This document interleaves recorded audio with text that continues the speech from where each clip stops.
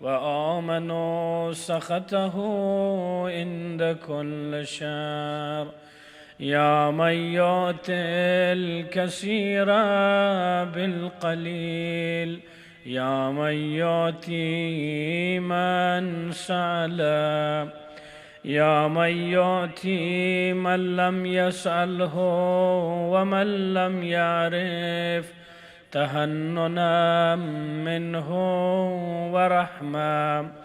آتني بمسألتي إياك جميع خير الدنيا وجميع خير الآخرة، واصرف عني بمسألتي إياك جميع شر الدنيا وشر الآخرة، فإنه غير منقوص ما آتيت، وزدنا من فضلك يا كريم يا ذا الجلال والإكرام، يا ذا النعماء والجود، يا ذا المن والتول.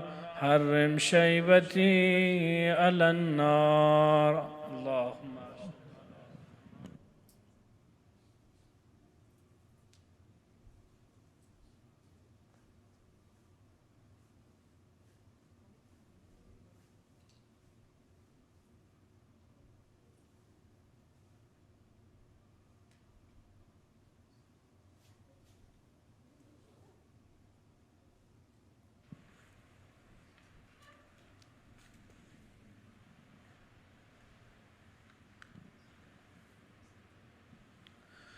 اللهم صل على محمد وآل محمد.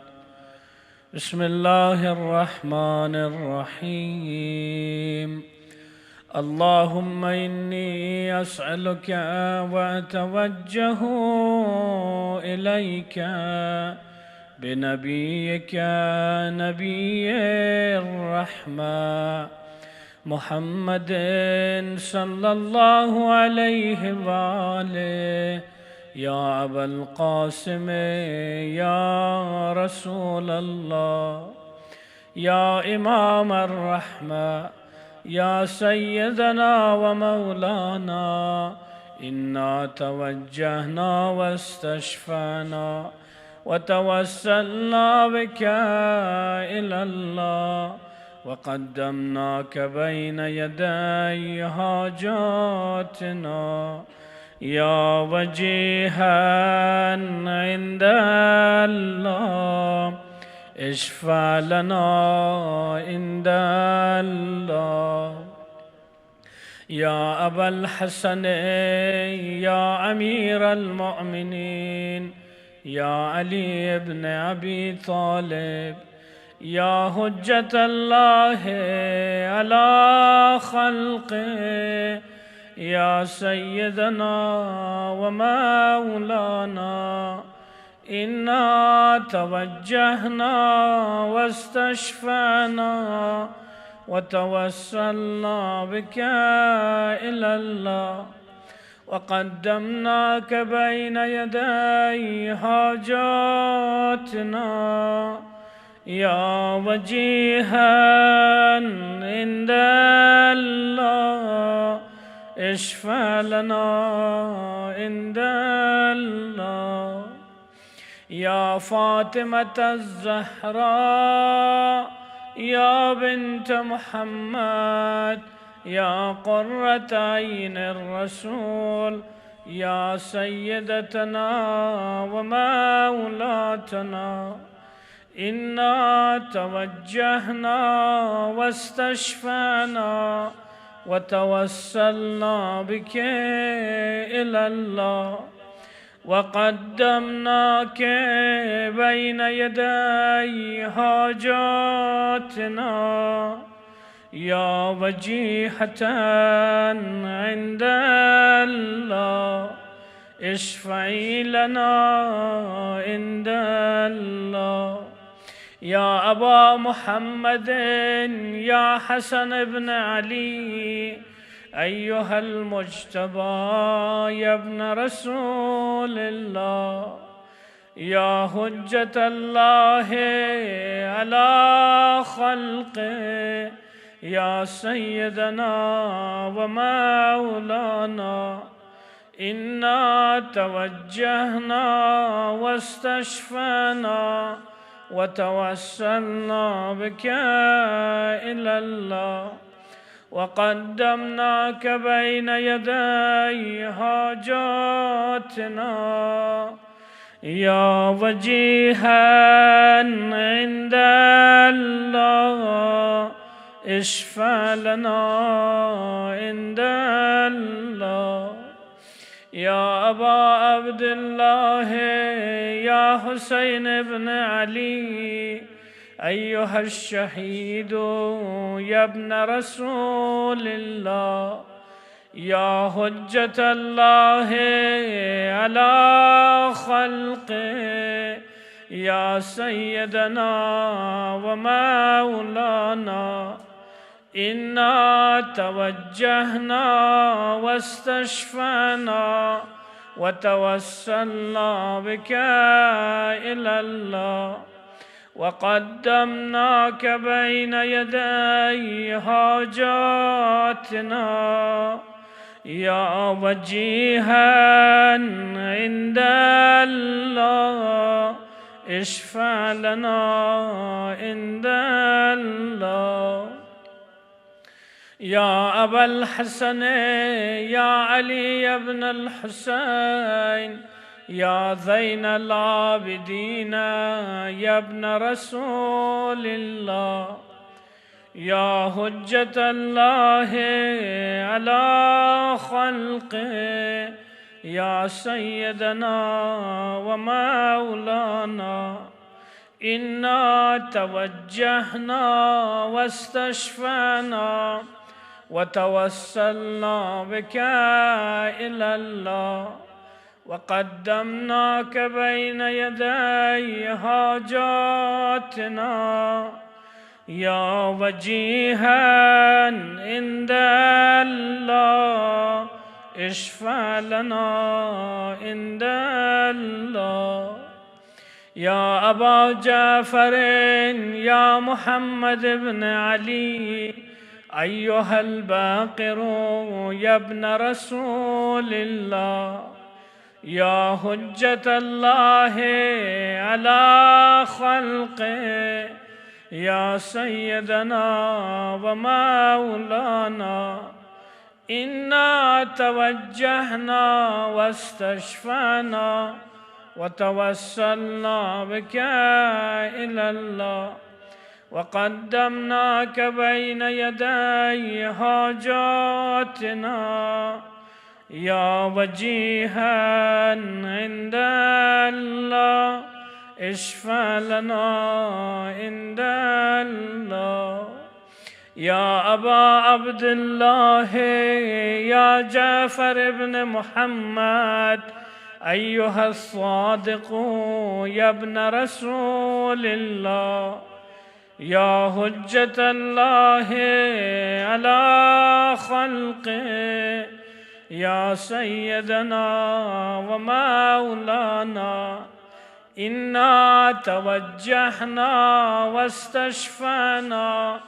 وتوسلنا بك إلى الله وقدمناك بين يدي حاجاتنا يا وجيها عند الله اشفع لنا عند الله يا أبا الحسن يا موسى بن جعفر أيها الكاظم يا ابن رسول الله يا حجة الله على خلقه يا سيدنا ومولانا إنا توجهنا واستشفعنا وتوسلنا بك إلى الله وقدمناك بين يدي حاجاتنا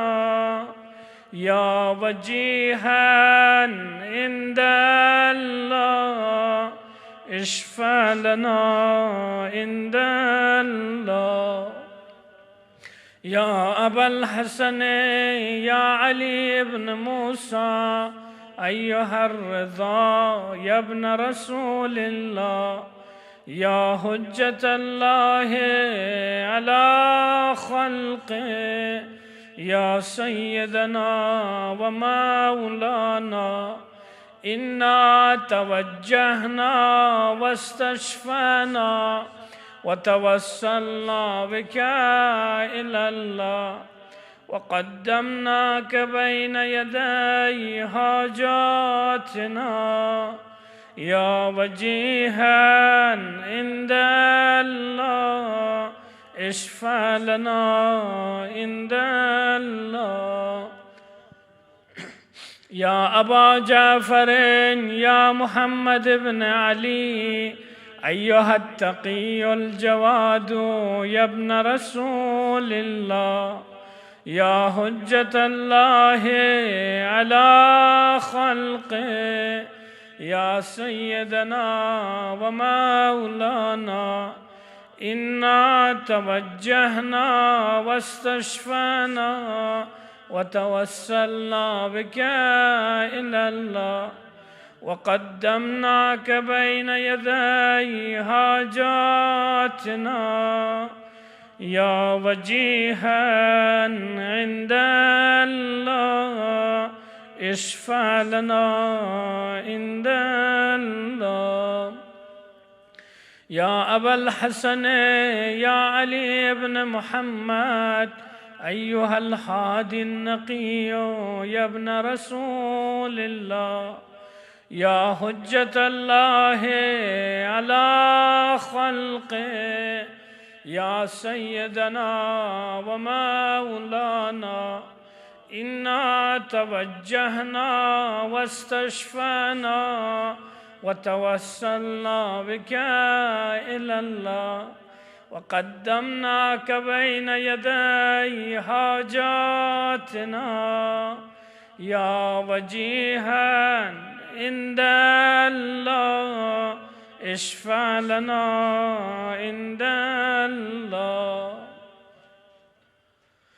يا أبا محمد يا حسن بن علي أيها الذكي العسكري يا ابن رسول الله، يا حجة الله على خلقه، يا سيدنا ومولانا، إنا توجهنا واستشفعنا وتوسلنا بك إلى الله، وقدمناك بين يدي حاجاتنا، يا وجيها عند الله اشفع لنا عند الله. يا وسيع الحسن والخلفاء الحجة أيها القائم المنتظر المهدي يا ابن رسول الله، يا حجة الله على خلقه، يا سيدنا ومولانا، إنا توجهنا واستشفعنا وتوسلنا بك إلى الله، وقدمناك بين يدي حاجاتنا، يا وجيها عند الله اشفع لنا عند الله، يا وجيها عند الله اشفع لنا عند الله، يا وجيها عند الله اشفع لنا عند الله. حاجات.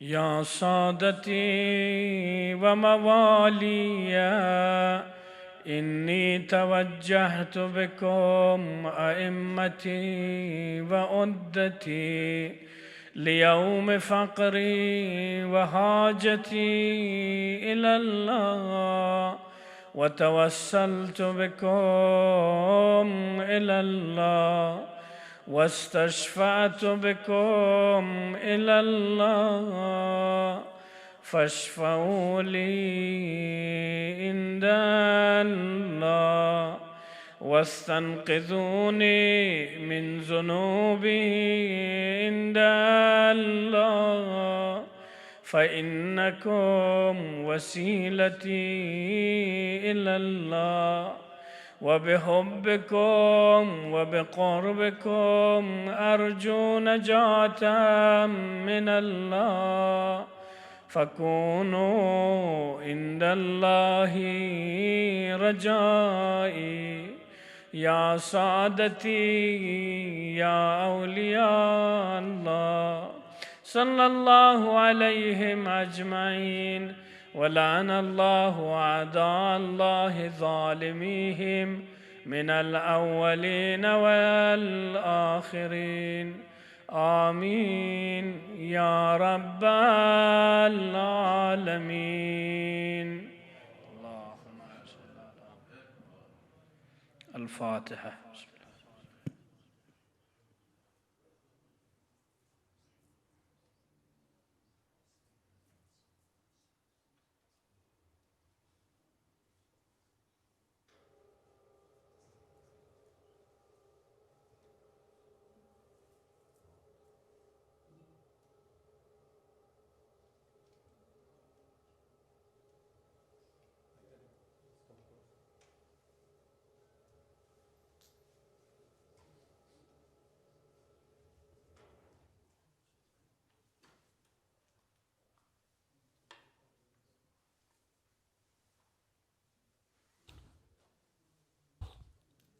أعوذ بالله من الشيطان الرجيم. بسم الله الرحمن الرحيم. الحمد لله رب العالمين. الصلاة والسلام على أشرف الأنبياء والمرسلين خاتم النبيين بالقاسم محمد وأهل بيته الطيبين الطاهرين المعصومين الذين أذهب الله عنهم الرجس وطهرهم تطهيرا. أما بعد، فقد قال أبو جعفر محمد بن علي عليهما الصلاة والسلام: من عمل بغير علم كان ما أفسد أكثر مما يصلح. صلوات على محمد وآل محمد. Assalamu alaikum wa rahmatullahi wa barakatuhu. Today being the Shab and the night of 10th of Rajab, we celebrate the prosperous birth of our ninth Imam, Imam Muhammad Taqi al-Jawad alayhi salatu wassalam. Allahumma salli ala Muhammad wa alim. On this 10th day in the month of Rajab, in the year 195 after Hijrah, is mentioned to be the Wiladat Basa'adat of our ninth Imam. And of course, Imam only lived for 25 years. His Shahadat takes place in the year 220. But nonetheless, Imam ﷺ played a very important role in as far as the tarweej of our madhab is concerned. Imam's Wiladat, just like the Wiladat of other Aimma Athar, sometimes is questioned regarding the date as to this is the correct date or there's any other date. In order to remove that doubt, there are riwayat which we use to understand the fact that Imam indeed was born in this prosperous month. The biggest mu'ayyad and the ta'eed on the fact that Imam's Wiladat is in this month is the dua which is associated with the Imam of our time, Imam Mahdi Ajjalallahu Ta'ala Farajahu Sharif, who has recommended to recite this dua in the month of Rajab.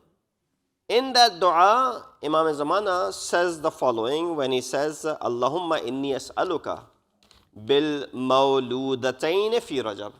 O Allah, I ask you with the sadaqah or with the reference to the two Mauludatain fi Rajab, the two who are born in the month of Rajab.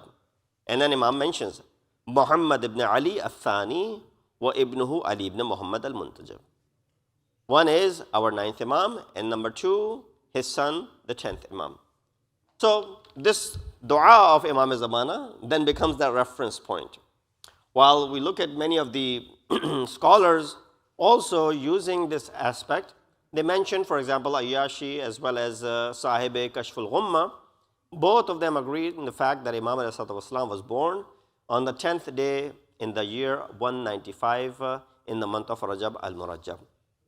Imam's Wiladat, he is an extraordinary individual in a sense that Imam ﷺ, upon his birth, our 8th Imam, his father, Imam Ali ibn Musa Rada ﷺ, uttered, ghair mamuli words where he praises this Maulud.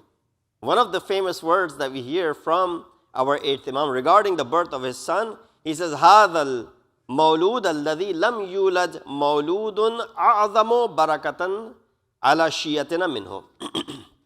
This Maulud, there's no one compared to the Wiladat of this person in all of our Shia as far as the A'zamu Barakah, the most barakat and the blessing is concerned.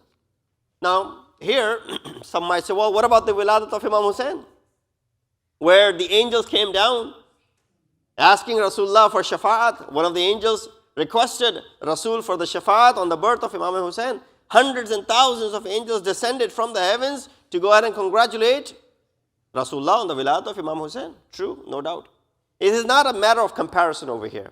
It's not saying when Imam says, هَذَا الْمَوْلُودْ لَمْ يُولَدْ, Imam is not comparing with the other Maulud in the family of Ahlul Bayt.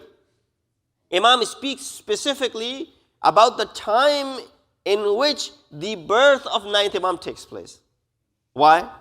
Now realize this fact. Imam al-Rada is born in the year 148. Right? His shahadat in Mashhad is in the year 203. His son, Imam Muhammad Taqi, is born in the year 195. This is a very old age for an Imam to become a father. He is almost 50 years old. By the time Allah subhanahu wa ta'ala grants him a son. He didn't have any awlad, he didn't have any children. What did people start questioning? Right away they started questioning the Khilafat and the Imamat. Who will be the heir to Imam?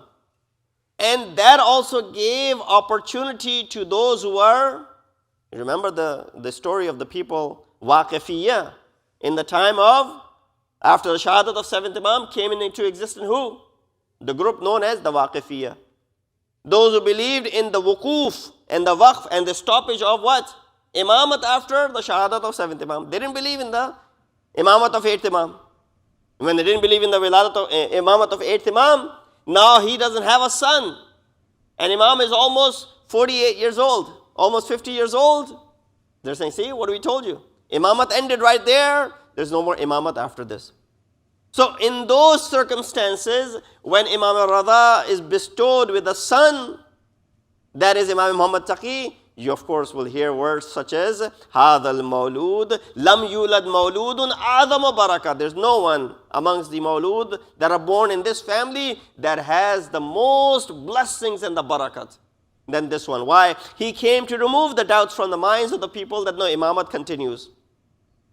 And then Imam did something else. Imam al-Rada did something else. He said, فَلَمَّا وُلِدَ Abu Ja'far, when Imam, 9th Imam was born, قال الرضا لأصحابه, Imam al-Rada gathered his companions and he said to him, he said, قَدْ وُلِدَ لِي شَبِيهُ مُوسَى ibn Imran.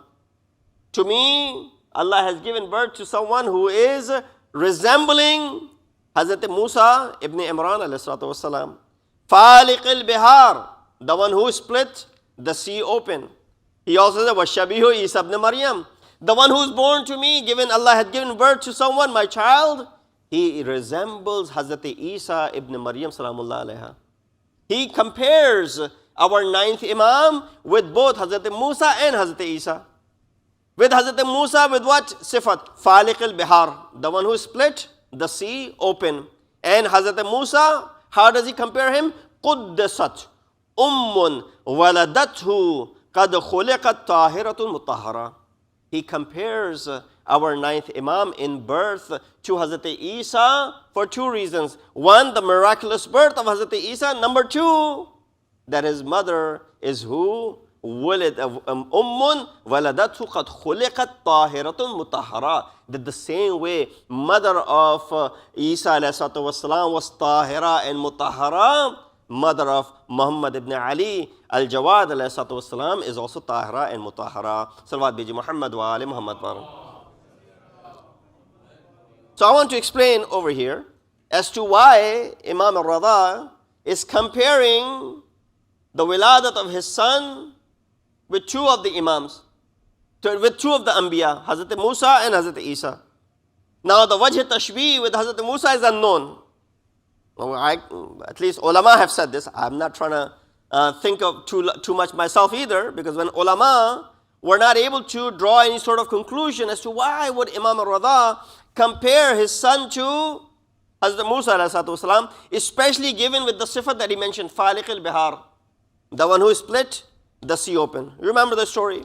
Hazrat Musa ﷺ is fleeing Fir'aun and his army, and amongst with him are the Bani Israel. And they arrive at the sea. And when they arrive at the sea, what happens? The Bani Israel start to fear.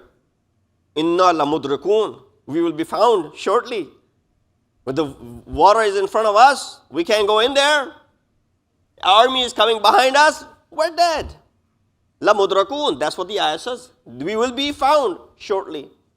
And that's what Hazrat Musa says. No, have faith in Allah subhanahu wa ta'ala. And Allah subhanahu wa ta'ala then commands Hazrat Musa, فَأَوْهَيْنَا إِلَى مُوسَى أَنْ أَضْرِبْ بِعَصَاكَ الْبَحْرِ, to go ahead and strike his asa onto the sea. فَانْفَلَقَ فَكَانَ كُلُّ فِرَقٍ كَالطَّوْدِ الْعَظِيمِ. And of course, as soon as he struck, what happened? The sea split open. As tall as the mountains. That's how tall the sea parted, and the waves, they went as high as the mountains would be. And of course, everyone along with Hazrat Musa was able to go through it. Therefore, Hazrat Musa crossed the sea along with his companions. The riwayat also mentions regarding this ayat, فَانْشَقَّ وَظَهَرَ فِيهَا إِثْنَا عَشَرَ طَرِيقًا يَابِسًا. When Hazrat Musa struck his staff, what happened? It said 12 dry lanes opened up. Not just one. 12 different lanes opened up in the sea. All of which were as tall as the mountains. So that people would not rush to jump over one another. They would be able to go through all of these different paths that were open. There were 12 that opened up after Hazrat Musa struck his asa onto the sea. He said that Ithna Ashar is a reference to Aimmayatar, the Ithna Ashar, 12 Imams of Ahl Bayt alayhi salatu wassalam. Salawat biji Muhammad wa ali Muhammad. So that could be wajh tashbih to Hazrat Musa. Number two, why is Imam Rada comparing him with Hazrat Isa alayhi salatu wassalam? That's relatively easy to explain. Hazrat Isa's miraculous birth, right? Hazrat Maryam, the whole story, you guys know the story. In fact, she said this to the angel who appeared. How can I give birth when no man has touched me? And right away, Hazrat Jibreel said, this is what Allah wishes and wills, and it will happen. But now when she gives birth, she comes back to her people. Again, just a reminder, carrying the son in her arms and all ashamed. Because now people are going to start making stories about her chastity, about her taqaddus. And that's what exactly these people said. And you say, Ya ukhta Harun, ma kana abuka imra'a saw'in, wa ma kana ummuki baghiya.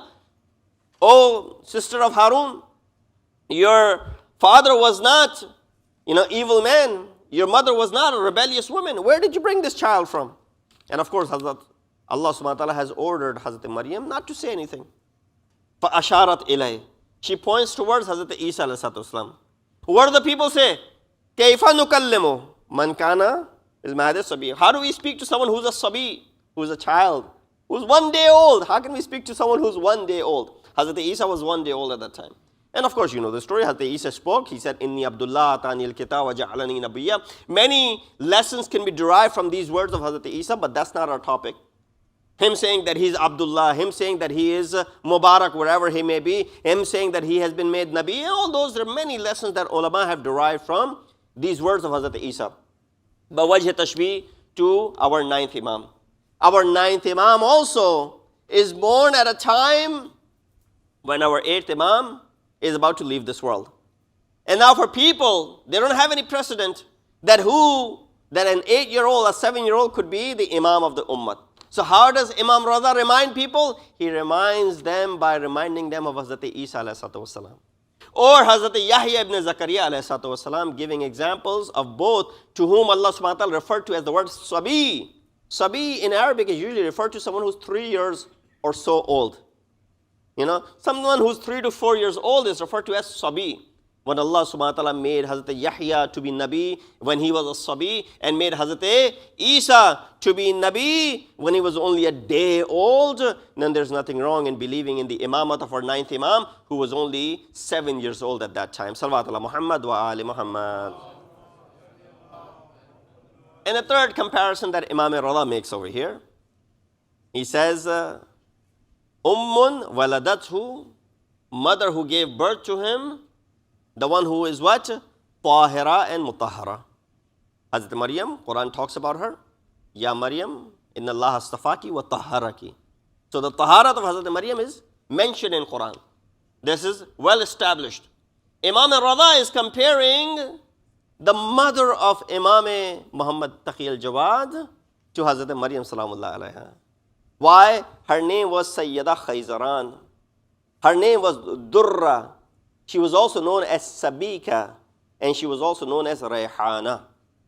Durra may be the one who's illuminating probably the time when she was pregnant with the 9th Imam. Her face illuminated, and because of the nur of Imamah that she was carrying, she was given the title as Durra.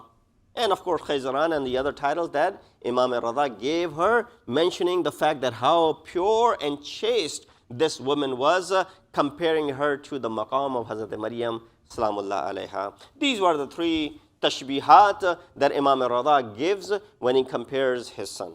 Now, I recited something in the beginning, which I will come back to towards the end, a hadith from our 9th Imam. But before I get to that hadith, just a couple of mentions about Imam Muhammad Taqi.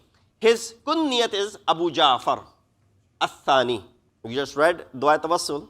I don't know if you were paying attention. In Dua Tawassul, all the kunyats of Imams are mentioned. Ya Aba Ja'farin, right? Abu Ja'far is his kunyat. But he's known as Abu Ja'far al-Thani. Who's Abu Ja'far al-Awwal? 5th Imam. Imam Muhammad Baqir is Abu Ja'far al-Awwal.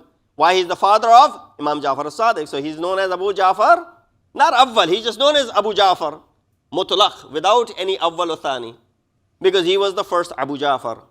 And then when came our 9th Imam, he was also given the title, kunyat of Abu Ja'far, in order to distinguish between the riwayat from our 5th Imam, which are a lot, and riwayat from our 9th Imam, which are also a lot. They had to distinguish between the two. Who's who? If both are referred to as Abu Ja'far, because in Ravi, the rawat, those who were narrating the ahadith, they would refer to Imam as Sami'tu Aba Ja'farin. Now, Sami'tu Aba Ja'farin, which Imam did you hear? You'll be able to understand from the context that this Ravi is in the time of 9th Imam. Therefore, it's possible that he was not in the time of 5th Imam. But nonetheless, when the riwayat reach us after so many years, it will be very difficult for us to distinguish. Hence, the fuqaha and the ulama came up with this mechanism that wherever it was the hadith from our 9th Imam, it would be Abu Ja'far al-Thani. And whenever it was a hadith from our 5th Imam, it would just be Abu Ja'far. Now, there is an uncommon kunyat of our 9th Imam. You'd imagine that this should have been more common kunyat, Abu Ali. But he's not known as Abu Ali, is he? He's known as Abu Ja'far. Why is he known as Abu Ali? Because of his son, Imam Ali Naqi al-Jawad alayhi. Interestingly, the Imam, the 10th Imam, 9th Imam is not known as Abu Ali for his son Ali Naqi, but is known as Abu Ja'far for his other son whose name was Ja'far. Salawat beti Muhammad wa ali Muhammad par. So as I mentioned, there was this group that Imam Taqi al-Jawad inherited, and that is the Waqifiyya. Waqifiyya, I've spoken a great deal in other times, but just wanted to mention something which was especially affecting our ninth Imam. Now, Waqifiyya began their propagation from the Shahadat of seventh Imam, and their purpose was simple. What were they doing? They were hoarding all the wealth that Imam Qadim had left, and instead of transferring that wealth to the next Imam, Aimma Athar, while 8th Imam was living with 9th Imam, or 9th Imam, 8th Imam was living with his father, 7th Imam. It wasn't that 7th Imam was giving access to 8th Imam for all the wealth. See? Shouldn't he have given the access to his son, most trusted individual? But this is where, to keep everything in check, Imams had wukala, wakil system that we have even today. The Maraja have the wukala as well. Now I just want to draw a comparison. Sometimes a lot of people make this assumption and they stay away from paying khums. We don't trust the wukala. We trust the marja, but we don't trust the wukala. So-and-so is the wakil of Ayatollah Sistani, so-and-so is the wakil of Ayatollah Khamenei, so-and-so is the wakil of Ayatollah Makarim Shirazi, so-and-so is the wakil of Ayatollah Bashir Najafi, and so on and so forth. And, discrepancy here and there. And they might start doubting. That doubt leads to what? We don't want to pay khums because we don't trust the wakil of so-and-so marja. I just mentioned 4 maraje. By no means I'm associating that there's any discrepancy between them and their wukala. I just mentioned just for the sake of the maraje that we have. So no controversy being created. But a lot of people I've spoken to in person, they have refrained from giving khums primarily because of this reason. They say, well, the representatives are not trustworthy. Here, these maraja are ghair masoom, right? We know our maraja are not masoom. They're fallibles. They make mistakes. There's a possibility that marja makes a mistake. But imams are masoomin. The person who started madhab-e waqifi was the close wakil to our 7th Imam, whom Imam had appointed. And then Imam leaves this world, this man does what? He runs away with all the money. Instead of transferring the wealth as the silsila had been done in the past, that the wealth would transfer from first Imam to second Imam, from second Imam to the third Imam, to fourth Imam, to fifth Imam, to sixth Imam, to seventh Imam, this should have been transferred by the wukala of 7th Imam, but they didn't. This treachery, this khiyanat came at that time. Now you're going to go ahead and blame 7th Imam for not vetting the representatives properly and the wukala properly. Imam should have known. Imam should have vetted these people before handing them over all these things. No, this person was good during the time of Imam. Very trustworthy to be that for that fact. But does it take shaitan too much time to go ahead and, lure someone into committing what this man did? No. In fact, what happened is that a lot of people started believing in this process, even the Shias of that time. How so? There are riwayat. One particular riwayat that I want to share, which is originally from our 6th Imam. And 6th Imam had said this regarding Imam al-Zamana. But people manipulated the hadith and said, no, 6th Imam is talking about his son, Imam al-Qadim. Let me share this hadith with you. He says, Anna Aba Abdullah. Indeed, Aba Abdullah, which is 6th Imam, Qala inna ibni hadha. Indeed, hadha is added. Indeed, my son, this, meaning what? Musa al-Qadim. Who's his son? Musa al-Qadim. Fihe shabahun min khamsati anbiya. He is shabih. He resembles 5 Nabi, 5 Anbiya. In what? Number 1, yuhsadu kama husida Yusuf. People will do hasad to him the way they did hasad to Hazrat Yusuf alayhi salatu wasalam. Wa yaghibu kama ghaba Yunus. And he will go into ghaibat the way Yunus alayhi salatu wasalam went away from his people and went into ghaibat. Wa dhakara thalathatan ukhar. And Imam also mentioned 3 other things which are shabi of, inshallah at another time I'll mention those 3, which are not related to our discussion here, but these 2 were. وَذَكَرَ ثَلَاثَةً أُخَرَ قَالَ. Now this is where Imam al-Radha is speaking. He said, كَذَبَ زُرْعَةٌ. Zur'a was the man who narrated this hadith. كَذَبَ زُرْعَةٌ لَيْسَ هَكَذَا حَدِيثٌ سَمَاعَ. This is not the hadith that Sama'a has narrated. إِنَّمَا قَالَ صَاحِبُ هَذَا الْأَمْرِ يعني الْقَائِمِ. When Imam Sadiq mentioned this hadith, he said, my son is resembling or will resemble 5 of the Anbiya in their sifat. He was referring to Imam al-Zamana, Imam al-Mahdi. He was not referring to the 7th Imam, his son, Imam al-Kazim. People use this hadith to manipulate it to our 7th Imam, saying what? Look, 6th Imam has said, people will do hasad to him and he will go into ghaibat. 7th Imam has gone into ghaibat. We have the proof of that, and therefore let's not worry about the Imam after him. Salawat biji Muhammad wa ali Muhammad. So this is how they manipulated the ahadith. And this is one of those references. This is one of those ahadith where they manipulated the whole thing. Now of course Imam al-Jawad was only about 11 years old when he came to Baghdad. You know, his father has died. He was 7 or 8 years old when Imam Radha left this world.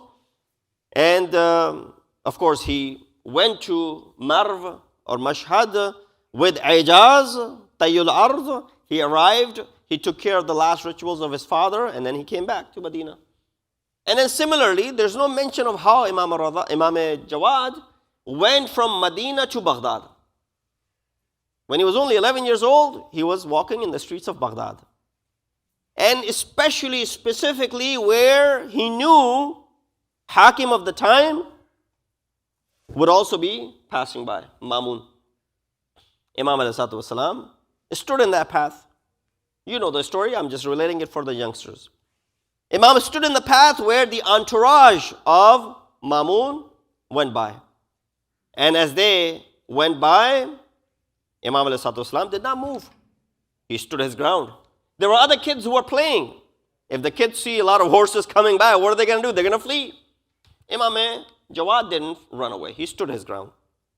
When he stood his ground, this was something unusual. So they stopped. They came down and they said to Imam that, how come you didn't run away like the other kids did? Yajibahul Imam. Imam responded by saying the following. بِأَنَّ الطَّرِيقَ لَمْ يَكُنْ دَيَّقًا حَتَّى أُوَسِّعَهُ. The tariq, the path was not, tight so that I would make room for you. It was a wide enough path for you to easily pass by. Number 2, وَلَمْ أَرْتَكِبْ ذَنْبًا حَتَّى أَخْشَى بِالْعُقُوبَةِ. I have not committed a sin so that I should be worried about any sort of uqubat or punishment. Why should I leave my ground? Now, of course, this was a response which made Mamun ashamed. He brought shame to his face that this child is challenging him. Right away, Mamun asked him, what is your name? Son? Imam is 11 years old. I added the word son on my own just to make more dramatic. He said, what is your name? He's speaking to Imam in a derogatory manner. Look at the response that Imam gives. He said, Ana Muhammad ibn Ali ibn Musa ibn Ja'far ibn Muhammad ibn Ali ibn al-Husayn ibn Ali ibn Abi Talib alayhi salatu wasalam. Allahumma salli. I'm the son of Ali, the son of Musa, the son of Ja'far, the son of Muhammad, the son of Ali, the son of Hussein, the son of Ali, the son of Abi Talib. Imam mentioned his entire Aba wa Ajdad. That number 1 shows how Imam is proud of his genes and Imam is proud of his ancestors. And so the person in front also knows that you're not speaking to someone ordinary, you're speaking to Imam of the time. Right away, Of course, Mamun then had nothing else to do but to go ahead and test Imam with that which he had tested Imam. He asked Imam after he came back from hunting, he was holding a small fish in his hand, and he said, Imam, he's testing Imam. He said, what do I hold in my hand? Imam then gave a elaborative response to him, saying the muluk and the kings, they have a habit of hunting, and when they go hunt, sometimes they hunt these small fish which were carried up by the water that evaporates. Sometimes these small fish, they are so small that they get carried up by the water particles into the skies, into the clouds, and then when it rains, they come down with the rain. And so Imam says, you're holding one of those fish that had come down from the sky, not from the water. And right away he said, yes, you are the Imam of the Ummah. And that's where, of course, Mamun takes Imam away. But here we understand Imam ﷺ established himself.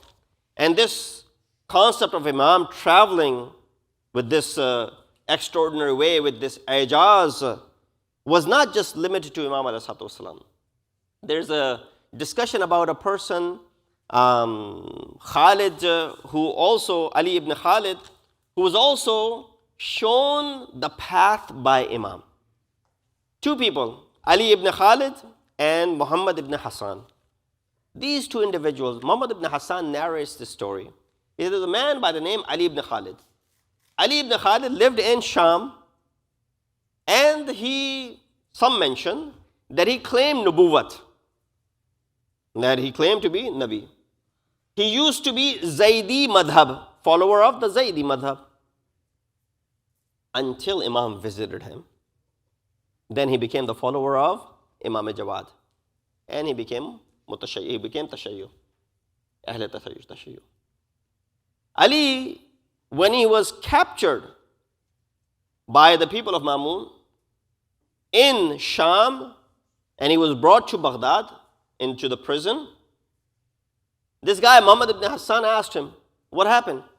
He said, Kuntu fi Sham in the Ras al-Hussein. I was in Sham, near Ras al-Hussein, the place which is in Halab. Many of you have visited. He said, I was worshipping there one day, and until this man showed up. I couldn't see his face. He grabbed my hand, and the next moment when I opened up my eyes, I was in Masjid-e-Kufa. That man asked me, where do you think we are? He said, this looks like Masjid-e-Kufa. I've been here before. But we were in Halab, Ras al-Hussein. A moment later, we are in Kufa. He said, I offered salat over there in Masjid-e-Kufa, which is highly recommended. Then I closed my eyes again. Where were we? We were in Masjid-al-Nabawi. He said, do you recognize this place? He said, yes, this is the maqam of the ziyarat of Nabi al-Akram. We did the ziyarat of Nabi. He said, I closed my eyes. Next, we were in Makkatul Mukarramah, in the Baytullah al-Haram. We performed the manasik of Haram of Makkah. And then I closed my eyes. We were back in the Ras al-Hussein in Sham. He said, that moment on, I asked, who are you? The man responded by saying, Ana Muhammad ibn Ali al-Jawad. He introduced himself to be the 9th Imam. He said, that moment when I saw this karamat from the 9th Imam, I became the follower of Maktab al-Tashayyu, and I left the Zaydi madhab. He said, what happened to you that you were brought into Baghdad now? He said, well, they thought that I was claiming nubuwwat. Well, I traveled to these places. I went to Kufa in a blink of an eye. I went to Medina in a blink of an eye. I went to Makkah. And then I came back here. I traveled all of these places. Of course, who else said this? Nabi had said this. In the Mi'raj, when he went to Mi'raj, Rasulullah came back and he said what? I went to Masjid Aqsa. On the way I saw this. And then I went there. And I went there. And then Rasulullah was back the same night. People were astonished as to how Rasulullah was able to travel. So they thought he was claiming what? Nubuwwat. And they said, that's the reason the army men, they arrested me. So Muhammad ibn Hassan said to him, why don't you tell Mamun what you just told me? So he said, sure, that's a good idea. He wrote it down and he sent it to Mamun. The response came back to him saying, the same Imam who took you to Kufa and Medina and Makkah, ask him to take you out of this prison as well if he can. And then he was, mayus that it didn't work. that, of course, I'm not going to be released because this is a false claim upon me that I'm not claiming nubuwwat. I just told them what I did. So he was mayus in a sense that Ma'mun did not listen to him. In fact, he mocked him by saying, the same Imam who took you to these places, ask him to release you from the prison as well. Muhammad ibn Hassan says, the next morning I went to check upon him in the prison. When I went there, the mu'askar, the asakir, they were running, the army men were running towards the prison and they were running away from it. I said, what happened? He said, the man who was in the prison last night, he's no longer there. Meaning what? The same Imam who took him to all these different places, when it was threatened, the same Imam was able to rescue him because he was in prison without having done any crime. Salawat bheji Muhammad wa ali Muhammad par. So of course, this just shows that Imam of the time does not abandon you. Imam of the time does not leave you alone. So same thing goes with your Imam. If you say with khulus dil, Ya Aba Saleh adriqni, in the times of difficulty, trust in the fact that Imam will come for your help. The hadith that I shared with you in the beginning, just a couple of words, inshallah we'll conclude. Ninth Imam said, Man amila bighayri ilmin, kana ma afsadu akthara mimma yuslih. Whoever acts without knowledge, he destroys more than he fixes. And that is simple. I don't need explanation. This is unfortunately is the case nowadays, that people start fixing themselves. They do their own ilaj. When they fall sick, they're going to start treating themselves. And, they won't touch themselves when it's something very difficult. They'll definitely refer to someone who's, an expert in physics, in science or in medicine. They won't start working on their, physical health. They won't risk that. Same thing when it comes to masail-e-fiqhi. A lot of people start giving fatwa and they start giving expert advice even though they don't have knowledge. Thinking what? Sometimes thinking that we're actually helping. No, according to this qawl of Imam, whoever acts without knowledge, this is where we say the word, ignorance is bliss. Ignorance is bliss when you get away with something. But when you know that what you're saying is wrong, then don't say ignorance is bliss. When we give the example of that Allah subhanahu wa ta'ala will admit 70 ignorant into Jannat and forgive them before He forgives one alim, he said, well, ignorance is bliss. Because they didn't know, they were jahil, Allah subhanahu wa ta'ala forgave them. Now when you know and you still misguide people, and sometimes you don't know and you're misguiding people. You know that I don't have knowledge of this thing. I'm not an expert in this field, but yet you're still giving fatwa in this regard. This is where you're doing more fasad than doing islah. This is a maraz, unfortunately, that has become very prevalent in our societies, in our communities, where people start giving their expert advice, especially in two things. One, medicine. Number two, religion. Someone starts coughing or starts acting up some way, right away you'll get the advices. Take this, take that medicine, use this, use these herbal things or that herbs or whatever the case may be. Our grandfather or grandmother, stop it. Don't give advice which you will not be able to back up. And nowadays we live in a social media world where, you're getting these messages all the time. You mix these things together, you mix that thing together, and you drink it for 10 days, you will not have this. There's a possibility. All of these things that you're mentioning, they have shifa in it. But to go ahead and be wholeheartedly certain about it, that is where islah and fasad takes place. So we ask Allah subhanahu wa ta'ala that whenever there's an opportunity for us to do islah, we have khulus in it. And there's nothing wrong in saying the word what? I do not know. When someone asks you something and you don't know, instead of making something up and causing fasad, we follow the kalam of our ninth Imam, especially on the day when we celebrate his prosperous birth, that we make sure that we do not cause any more fasad in our community. We ask Allah subhanahu wa ta'ala to give us the tawfiq and ability to commemorate and to celebrate the jashan and the wafat and the shahadat of our Aimma Athar, alayhi wa salatu wa salam. We ask Allah subhanahu wa ta'ala that in lieu of these wiladat and shahadat that we celebrate and commemorate, may Allah subhanahu wa ta'ala grant us the shafa'at of Ma'asumeen on the Day of Judgment. We ask Allah subhanahu wa ta'ala to hasten the reappearance of our awaited Imam and make us amongst the helpers and the soldiers of Imam. Wa akhiru da'wana and alhamdulillahi rabbil alameen. Inna Allahu wa malaikatahu yusalluna ala nabi. Ya ayyuhalladhina amanu sallu alayhi wa sallimu taslima. Allahumma salli ala Muhammadin wa ali Muhammad. Mutawajjih ziyara.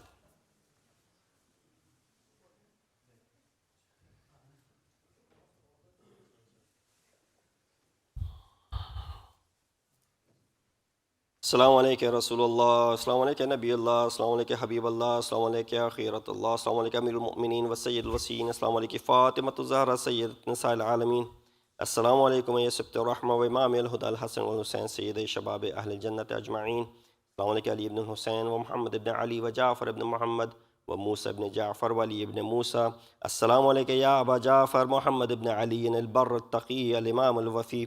Assalamu alaikum ayyuha ar-Radi al-Zaki. Assalamu alaikum ya Wali Allah. Assalamu alaikum ya Naji Allah. Assalamu alaikum ya Safir Allah. Assalamu alaikum ya Sirr Allah. Assalamu alaikum ya Dhiya Allah. Assalamu alaikum ya Sana Allah. Assalamu alaikum ya Kalimat Allah. Assalamu alaikum ya Rahmat Allah. Assalamu alaikum ya ayyuha an-Nur al-Satih. Assalamu alaikum ayyuha al-Badr al-Talih. Assalamu alaikum أيها الطيب من الطيبين. السلام عليك أيها الطاهر من المطهرين. السلام عليك أيتها الآية العظمى. السلام عليك أيتها الحجة الكبرى. السلام عليك أيها المطهر من الزلالات. السلام عليك أيها المنزة عن المعضلات. السلام عليك أيها العلي عن نقص الأوصاف. السلام عليك أيها الردي عند الأشراف. السلام عليك يا عمود الدين. أشهد أنك ولي الله وحجته في أرضه وأنك جنب الله وخيرة الله ومستودع علم الله وعلم الأنبياء وركن الإيمان وترجمان القرآن. وأشهد أن من اتبعك على الحق والهدى وأن من أنكرك ونصب لك العداوة على الضلالة والردى أبرأ إلى الله وإليك منهم في الدنيا والآخرة. والسلام عليك ما بقيت وبقي الليل والنهار. السلام عليك يا علي بن محمد. السلام عليك حسن بن علي. السلام عليك صاحب العصر والزمان. السلام عليك إمام الإنس والجان. السلام عليك شريك القرآن. عجل الله تعالى فرجك وسهل الله مخرجك وظهورك وجعلنا من أعوانك وانصارك ورحمة الله وبركاته.